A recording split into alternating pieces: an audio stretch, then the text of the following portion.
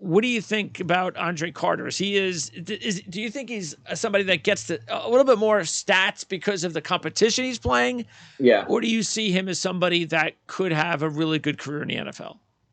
Definitely high upside player here. A lot of his production certainly comes from who he matched up against. You could probably count on one hand how many future NFL players he matched up against in the trenches. So you have to always consider that. It was actually hard for me to find tape against guys that were going to be in the NFL.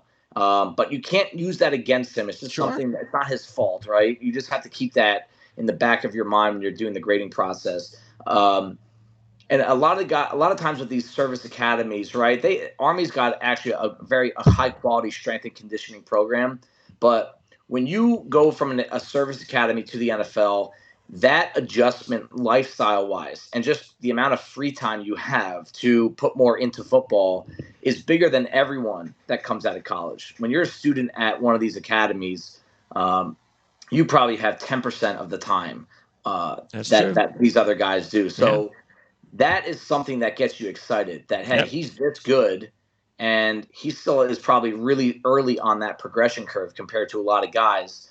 My question is there's a little issue with the bend and the power in his game. And that concerns me that for a guy that's going to stand at around 6'7", that. Well, where is he playing too? Because wasn't he playing outside linebacker? Yeah, they use them in a lot of different roles. And again, there are weight limits at Army. They're not as strict as they used to be. So I'm curious, how heavy is this guy going to play at the next level? Is he going to gain a lot of weight? Is that going to take some juice away from him? Is he what he is right now, and he's not going to get much more powerful? Because if he doesn't add more power to his game, I don't see him being a first, second, or maybe even a third round pick. Where do you think he should play?